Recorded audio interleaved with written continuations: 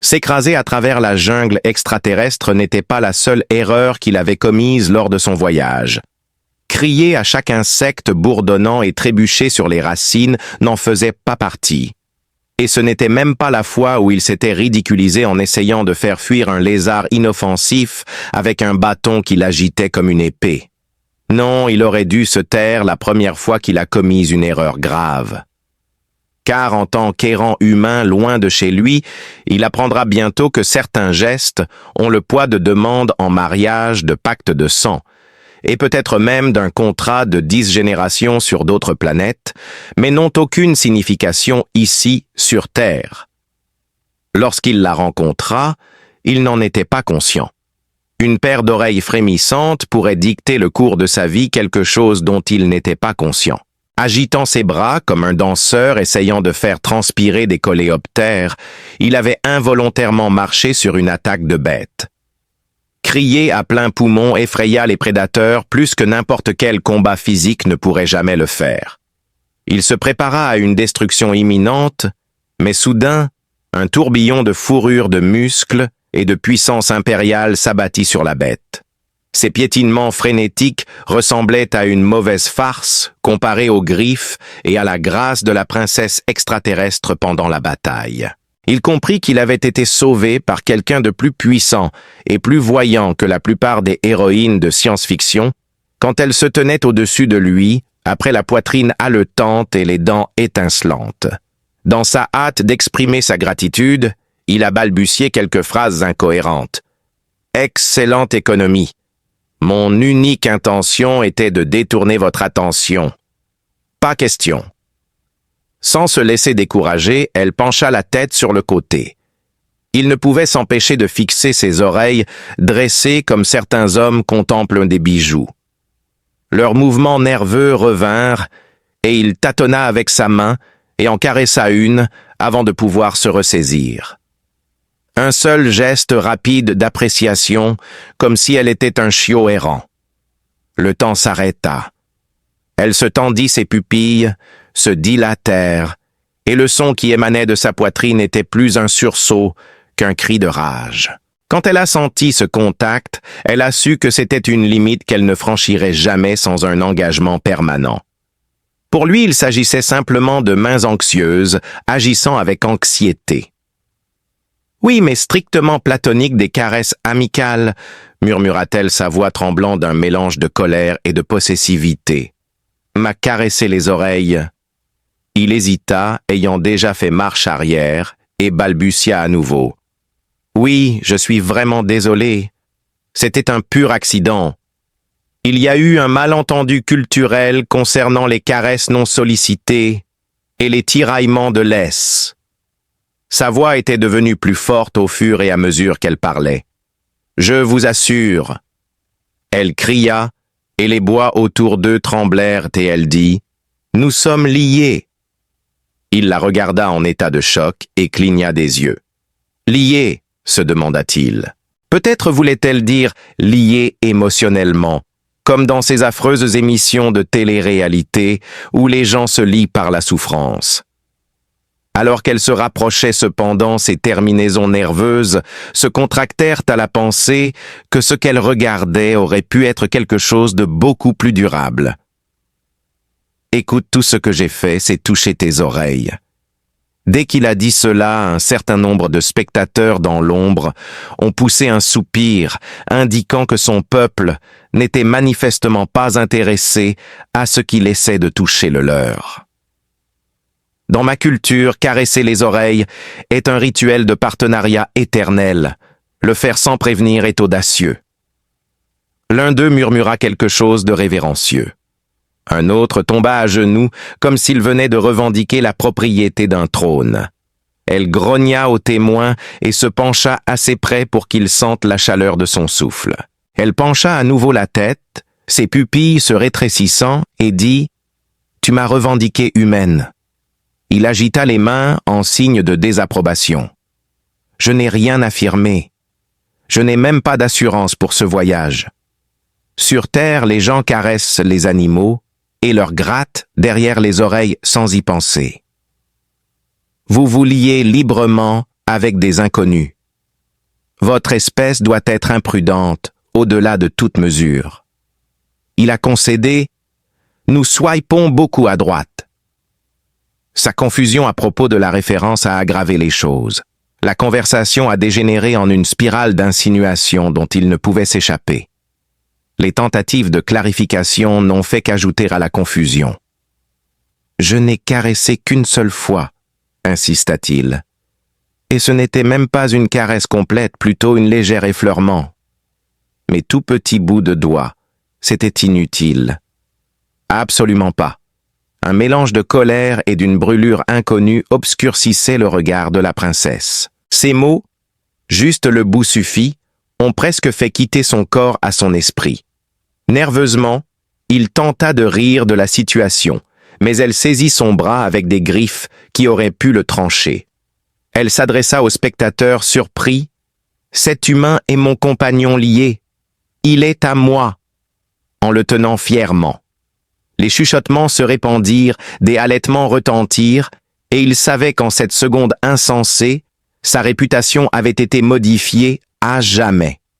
Non pas comme l'étranger maladroit qui trébuchait sur les racines, mais comme l'outsider audacieux qui, sans y être poussé, toucha les oreilles de la princesse, forgeant un lien plus fort que elle. Au fond de son esprit terrifié, il réfléchissait « Eh bien, maman a toujours dit que j'épouserais quelqu'un de plus haut placé. Elle n'a juste pas mentionné une espèce différente. » Et ainsi commença la série de malentendus qui allait provoquer sa plus grande honte, son voyage le plus excitant, et bien qu'il ne l'ait jamais avoué à ce moment-là, son amour le plus profond. La nouvelle de l'annonce s'est répandue comme une traînée de poudre dans un petit pub de village. La moitié du clan l'a reconnu comme l'homme imprudent qui avait caressé l'oreille de leur princesse avant même d'arriver dans sa ville. Il n'avait pas le temps de s'étendre. Il est passé d'être porté à travers des portes à faire face à des rangées de combattants bestiaux qui semblaient plus intéressés à le dévorer qu'à s'incliner devant lui en un seul instant. Mais ils le firent à contre-cœur et humblement, car évidemment, c'était la loi si la princesse le disait. Il souhaitait pouvoir disparaître. Il souhaitait pouvoir tout nier, mais ces mots ne servaient qu'à aggraver la situation. Il essaya de dire « Nous ne sommes pas vraiment un couple ». Son public halta comme s'il avait admis avoir rompu une promesse sacrée. Il a prétendu que c'était un accident, mais cela n'a fait qu'attiser les rumeurs sur la façon dont le destin choisit ses moments. Je me grattais juste une démangeaison.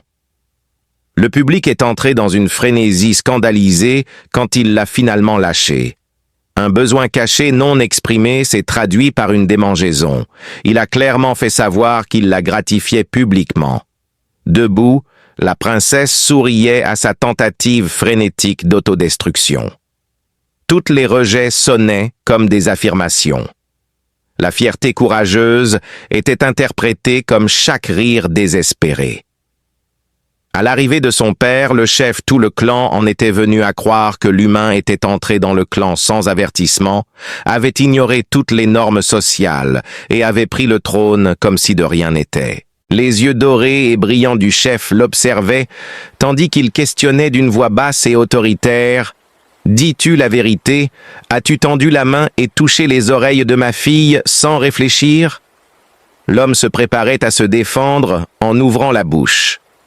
En un seul mot, le chef transforma ses protestations en triomphe, en le déclarant courageux, intrépide, peut-être un peu fou, mais méritant de survivre. La princesse s'approcha et grogna « Dis oui !» Il balbutia et paniqua en répondant « Oui, mais c'était tout !» Le public applaudit. Dans les heures qui suivirent, il fut plongé dans un tourbillon de rituels dont il n'avait aucune idée de ce qu'il devait faire. À un moment donné, un collier fait de crocs lui fut imposé.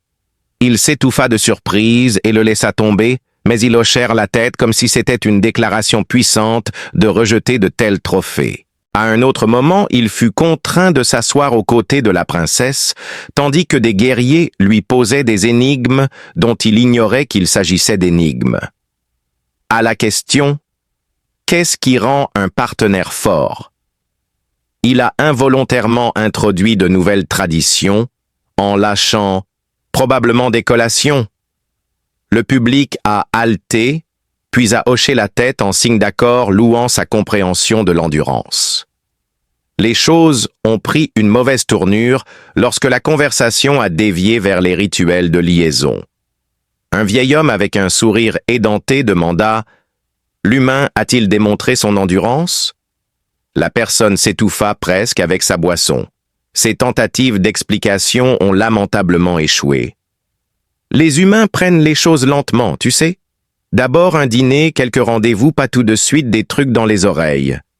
La princesse se léchait les lèvres comme si elle aimait le voir transpirer, et il continuait de creuser.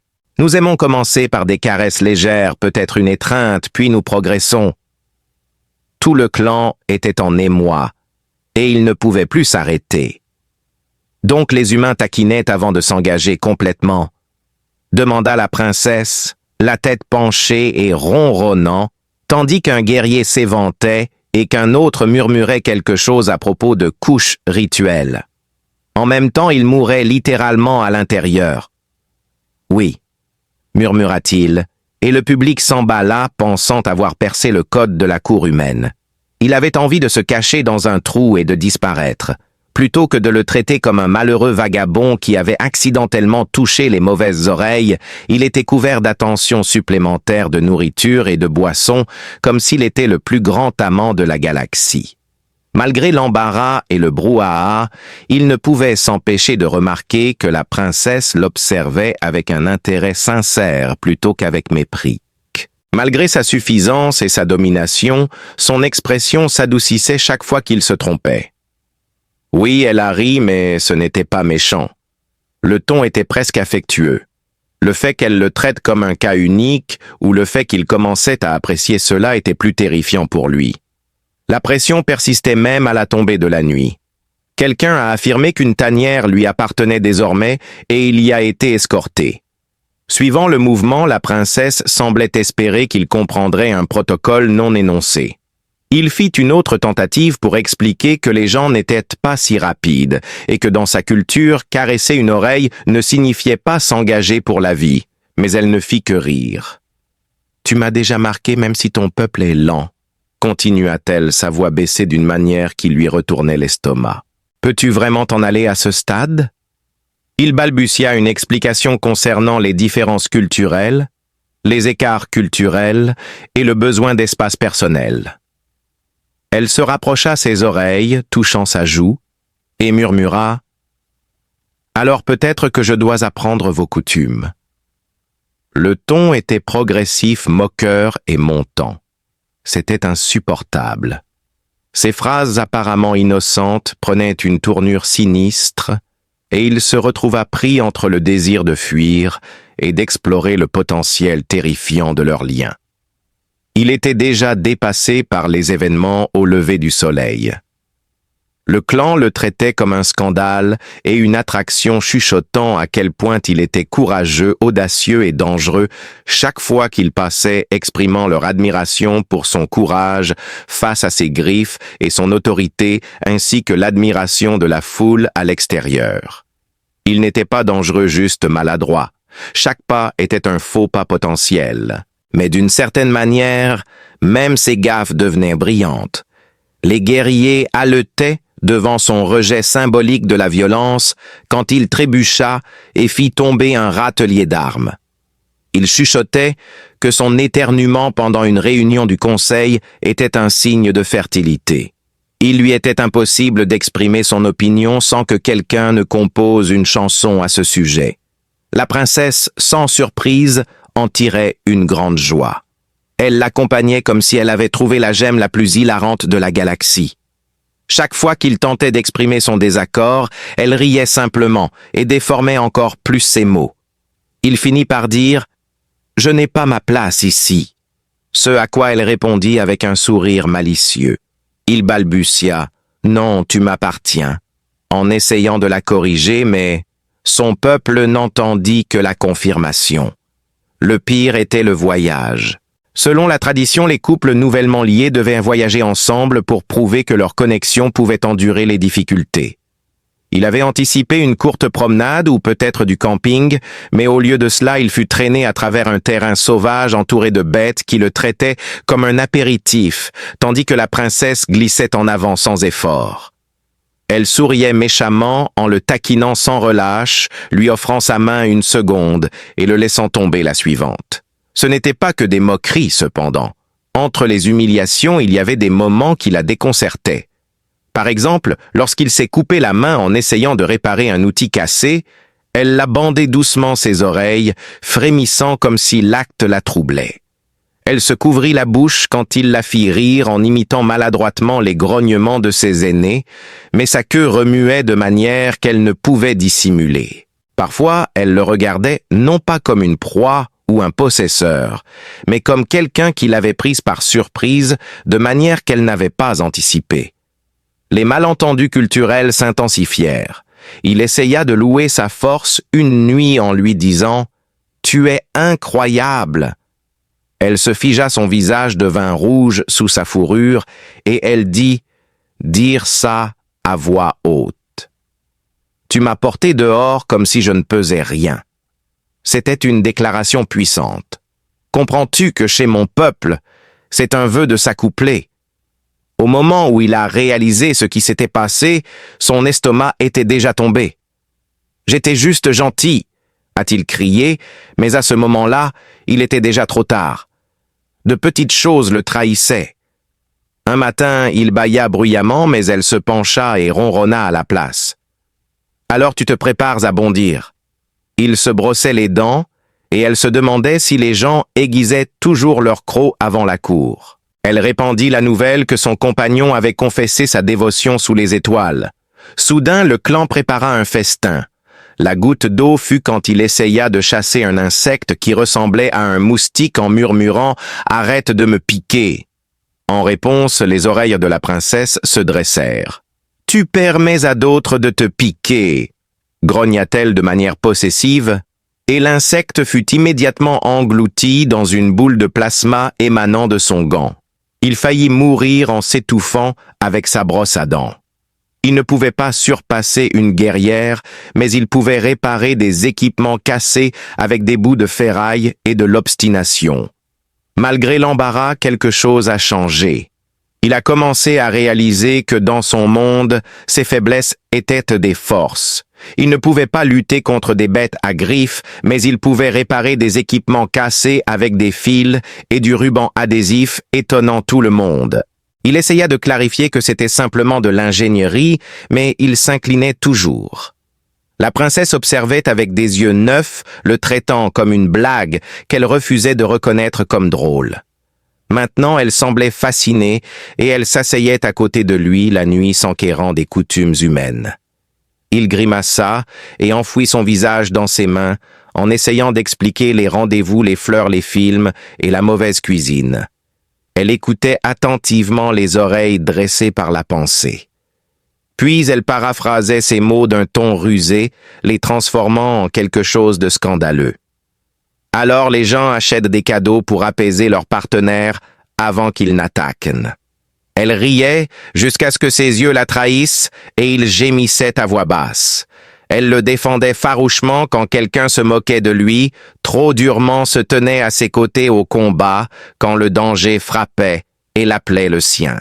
Peu importe combien il prétendait, il ne pouvait échapper aux liens qui se développaient entre eux. Chaque fois qu'elle le taquinait ou tordait ses mots, il y avait de la chaleur en dessous. Une partie de lui a commencé à apprécier le son, malgré sa résistance initiale. Leur voyage a atteint un tournant lorsqu'ils ont été pris en embuscade. Il manquait de compétences de combat, mais ses instincts l'ont poussé à lancer des pierres, à agiter des bâtons et à crier des charabia, distrayant les assaillants assez longtemps pour qu'elle puisse les abattre. Ensuite, elle s'est agenouillée devant lui, son regard intense. « Tu es mort pour moi. » Exactement. Le lien a pris racine. Cette nuit-là, sous des étoiles étrangères, elle se pencha près de lui. Sa voix baissa à un murmure rauque qui fit s'allumer chaque nerf de son corps. « Tu es maladroit. Tu es faible. Tu es ridicule. Et pourtant, tu es à moi. » Il balbutia. Non, je n'ai juste pas réfléchi. Elle sourit d'un air suffisant. C'est exactement ce qui s'est passé. Il était sur le point de s'évanouir de peur ou d'excitation, ou peut-être une combinaison des deux. Mais il était sûr d'une chose, leur connexion avait dépassé un simple malentendu et devenait plus forte à chaque faux pas, rire et tournure comique des événements. La nouvelle de leur lien s'était répandue au-delà de son clan. Il essayait d'expliquer encore et encore qu'il n'était pas un combattant, qu'il n'était pas entraîné, et qu'il n'avait même pas la coordination pour gagner une partie de chat sur terre. Mais personne ne s'en souciait. Bientôt, des défis commencèrent à affluer de rivaux qui voulaient tester l'étrange humain qui avait osé caresser les oreilles royales. Des guerriers musclés et armés 2 fois plus grands que lui se sont alignés pour le briser devant la princesse. Il s'avança en tremblant sur le terrain d'entraînement, les genoux qui claquaient, certain qu'il allait mourir. Son adversaire rugit et fit un grand mouvement et il se baissa au mauvais moment, trébuchant sur son propre lacet de chaussure. Il tomba en avant les bras ballants et réussit d'une manière ou d'une autre à faire tomber le guerrier. La foule voulait du spectacle et la princesse se tenait fièrement à ses côtés, défiant quiconque d'insulter son compagnon. Ses tactiques inattendues, son utilisation de la gravité comme arme et ses faux pas trompeurs étaient acclamés par la foule, alors que le géant trébuchait en arrière, glissait et s'écrasait au sol inconscient. Le géant pouvait à peine respirer à cause de la panique, mais la princesse sourit et déclara « Voyez, mon compagnon est inégalable. » Cela ne s'est pas arrêté là. Chaque nouvel adversaire a subi la même fin embarrassante. Il a fait une erreur en balançant son bouclier, le faisant ricocher sur non pas un, mais 2 adversaires simultanément. Alors qu'il s'agenouillait pour attacher sa chaussure, une lance a volé au-dessus de sa tête, tuant quelqu'un derrière lui. Il a couru sauvagement en criant et a involontairement attiré une bête dans un piège. À la fin de la journée, ses adversaires étaient étalés en défaite, tandis que l'humain était élevé au rang de prodige tactique. Il voulait se cacher dans la terre, mais la princesse le regardait avec fierté. Contrairement à avant, il s'abstint d'essayer de clarifier le malentendu. La nouvelle de ses exploits se répandit, mais aussi le lien entre eux. Il était captivé par sa force et sa loyauté farouche, et elle le trouvait hilarant quand il se ridiculisait. Elle était captivée par sa détermination indomptable, son refus d'abandonner même quand les choses semblaient désespérées et son talent pour transformer les tragédies en triomphe. Tout avait commencé par accident, mais maintenant c'était un choix. La goutte d'eau est arrivée lors d'une attaque d'un autre clan qui exigeait que la princesse le quitte parce qu'il était un humain indigne. Les guerriers s'affrontaient, les bêtes rugissaient et le chaos s'ensuivait. Il aurait dû rester caché et les laisser s'en occuper, mais au lieu de cela, il s'est précipité en avant, lance à la main, poussé par une pure obstination. Alors que la poussière retombait, il tomba à genoux, tremblant, s'attendant à des réprimandes ou des moqueries. Mais au lieu de cela, la princesse s'agenouilla à côté de lui, ses yeux ardents, brillant de quelque chose de bien plus dangereux, fierté, possession, affection. Il avait hurlé des charabia à travers les rochers et donné des coups de pied inappropriés, et il avait réussi à détourner l'attention des envahisseurs assez longtemps pour qu'elle et ses guerriers les écrasent. Elle se pencha près de lui, son souffle réchauffant son cou, tandis qu'elle murmurait « Fais-le encore ». Il tenta de rire de la situation, marmonnant quelque chose, à propos du mauvais timing et de la malchance, mais elle le fit taire en frottant son oreille contre sa joue, mettant ainsi fin à sa tentative. « Scelle-le », hésita-t-il, sa voix remplie de trépidation. Les souvenirs de la première fois inondèrent son esprit, ainsi que la terreur, l'humiliation et le chaos qu'elle avait engendré. En même temps, il se rappelait la joie qu'ils avaient partagée, les luttes qu'ils avaient endurées et les malentendus qui les avaient en quelque sorte rapprochés. D'une main tremblante, il leva son doigt pour caresser doucement à nouveau ses oreilles, cette fois-ci avec intention. Il n'y eut aucun incident, aucune justification. Il laissa échapper un ronronnement bas et satisfait qui lui envoya une chaleur dans la poitrine, alors que le monde semblait retenir son souffle. La princesse frissonna les yeux fermés, puis sourit vivement et victorieusement. « Maintenant c'est fait !» dit-elle assez fort pour que tout le monde l'entende. « Le lien est scellé par sa volonté et non par le hasard. » Des acclamations éclatèrent. Pour la première fois de sa vie, il laissa le clan célébrer. Il leur permit de l'appeler brave, intelligent et audacieux, même s'il savait que ce n'était pas le cas. Il ne survivait pas simplement à un autre malentendu. Il le choisissait. Plus tard, lorsqu'ils furent seuls, elle se pressa contre lui, les yeux pétillants de malice. « Tu vois, humain, tu as fait semblant au début, mais maintenant tu es vraiment à moi, » dit-elle. Il gémit et se couvrit le visage en demandant « Tu vas me laisser oublier ça? Chaque caresse de ta main le prouve. »« Pas dans cette vie ni dans la prochaine, » lui murmura-t-elle à l'oreille, et même s'il savait qu'il passerait le reste de ses jours confus, incompris et taquiné, de manière déraisonnable, il ne put s'empêcher de sourire un peu.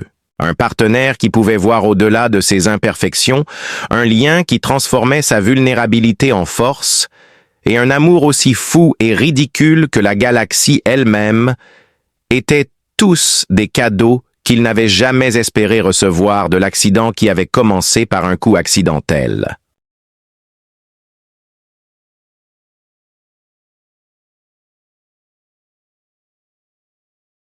S'écraser à travers la jungle extraterrestre n'était pas la seule erreur qu'il avait commise lors de son voyage.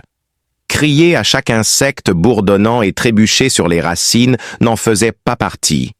Et ce n'était même pas la fois où il s'était ridiculisé en essayant de faire fuir un lézard inoffensif avec un bâton qu'il agitait comme une épée. Non, il aurait dû se taire la première fois qu'il a commis une erreur grave. Car en tant qu'errant humain loin de chez lui, il apprendra bientôt que certains gestes ont le poids de demandes en mariage, de pactes de sang, et peut-être même d'un contrat de 10 générations sur d'autres planètes, mais n'ont aucune signification ici, sur Terre. Lorsqu'il la rencontra, il n'en était pas conscient. Une paire d'oreilles frémissantes pourrait dicter le cours de sa vie quelque chose dont il n'était pas conscient. Agitant ses bras comme un danseur essayant de faire transpirer des coléoptères, il avait involontairement marché sur une attaque de bête. Crier à plein poumon effraya les prédateurs plus que n'importe quel combat physique ne pourrait jamais le faire. Il se prépara à une destruction imminente, mais soudain, un tourbillon de fourrure de muscles et de puissance impériale s'abattit sur la bête. Ses piétinements frénétiques ressemblaient à une mauvaise farce comparée aux griffes et à la grâce de la princesse extraterrestre pendant la bataille. Il comprit qu'il avait été sauvé par quelqu'un de plus puissant et plus voyant que la plupart des héroïnes de science-fiction quand elle se tenait au-dessus de lui, après la poitrine haletante et les dents étincelantes. Dans sa hâte d'exprimer sa gratitude, il a balbutié quelques phrases incohérentes. « Excellente économie. Mon unique intention était de détourner votre attention.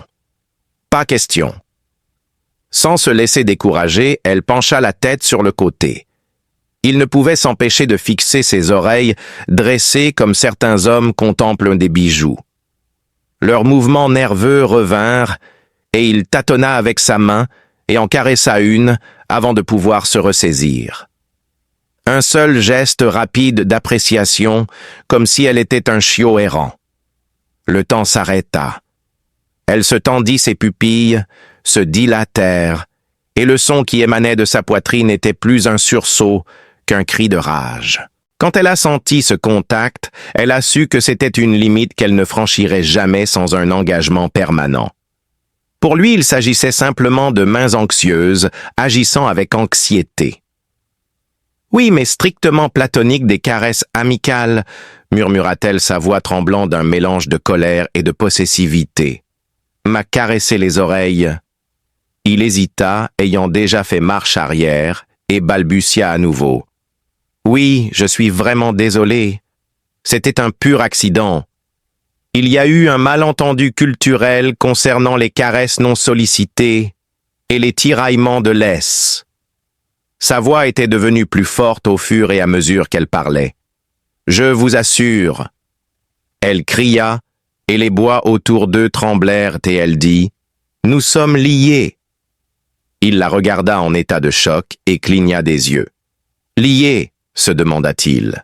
Peut-être voulait-elle dire « liés émotionnellement », comme dans ces affreuses émissions de télé-réalité où les gens se lient par la souffrance. Alors qu'elle se rapprochait cependant, ses terminaisons nerveuses se contractèrent à la pensée que ce qu'elle regardait aurait pu être quelque chose de beaucoup plus durable. « Écoute, tout ce que j'ai fait, c'est toucher tes oreilles. » Dès qu'il a dit cela, un certain nombre de spectateurs dans l'ombre ont poussé un soupir, indiquant que son peuple n'était manifestement pas intéressé à ce qu'il essaie de toucher le leur. Dans ma culture, caresser les oreilles est un rituel de partenariat éternel. Le faire sans prévenir est audacieux. L'un d'eux murmura quelque chose de révérencieux. Un autre tomba à genoux comme s'il venait de revendiquer la propriété d'un trône. Elle grogna au témoin et se pencha assez près pour qu'il sente la chaleur de son souffle. Elle pencha à nouveau la tête, ses pupilles se rétrécissant, et dit « Tu m'as revendiquée humaine. » Il agita les mains en signe de désapprobation. « Je n'ai rien affirmé. Je n'ai même pas d'assurance pour ce voyage. Sur Terre, les gens caressent les animaux et leur grattent derrière les oreilles sans y penser. Vous vous liez librement avec des inconnus. Votre espèce doit être imprudente au-delà de toute mesure. » Il a concédé « Nous swipons beaucoup à droite. » Sa confusion à propos de la référence a aggravé les choses. La conversation a dégénéré en une spirale d'insinuations dont il ne pouvait s'échapper. Les tentatives de clarification n'ont fait qu'ajouter à la confusion. « Je n'ai caressé qu'une seule fois, » insista-t-il. « Et ce n'était même pas une caresse complète, plutôt une légère effleurement. Mes tout petits bouts de doigts, c'était inutile. Absolument pas. » Un mélange de colère et d'une brûlure inconnue obscurcissait le regard de la princesse. Ces mots, juste le bout suffit, ont presque fait quitter son corps à son esprit. Nerveusement, il tenta de rire de la situation, mais elle saisit son bras avec des griffes qui auraient pu le trancher. Elle s'adressa au spectateur surpris. « Cet humain est mon compagnon lié. Il est à moi. » En le tenant fièrement. Les chuchotements se répandirent, des halètements retentirent, et il savait qu'en cette seconde insensée, sa réputation avait été modifiée à jamais. Non pas comme l'étranger maladroit qui trébuchait sur les racines, mais comme l'outsider audacieux qui, sans y être poussé, toucha les oreilles de la princesse, forgeant un lien plus fort que elle. Au fond de son esprit terrifié, il réfléchissait. « Eh bien, maman a toujours dit que j'épouserais quelqu'un de plus haut placé. Elle n'a juste pas mentionné une espèce différente. » Et ainsi commença la série de malentendus qui allait provoquer sa plus grande honte, son voyage le plus excitant, et bien qu'il ne l'ait jamais avoué à ce moment-là, son amour le plus profond. La nouvelle de l'annonce s'est répandue comme une traînée de poudre dans un petit pub de village. La moitié du clan l'a reconnu comme l'homme imprudent qui avait caressé l'oreille de leur princesse avant même d'arriver dans sa ville. Il n'avait pas le temps de s'étendre. Il est passé d'être porté à travers des portes à faire face à des rangées de combattants bestiaux qui semblaient plus intéressés à le dévorer qu'à s'incliner devant lui en un seul instant. Mais ils le firent à contre-cœur et humblement, car évidemment, c'était la loi si la princesse le disait. Il souhaitait pouvoir disparaître. Il souhaitait pouvoir tout nier, mais ces mots ne servaient qu'à aggraver la situation. Il essaya de dire « Nous ne sommes pas vraiment un couple ». Son public halta comme s'il avait admis avoir rompu une promesse sacrée. Il a prétendu que c'était un accident, mais cela n'a fait qu'attiser les rumeurs sur la façon dont le destin choisit ses moments. Je me grattais juste une démangeaison. Le public est entré dans une frénésie scandalisée quand il l'a finalement lâché. Un besoin caché non exprimé s'est traduit par une démangeaison. Il a clairement fait savoir qu'il la gratifiait publiquement.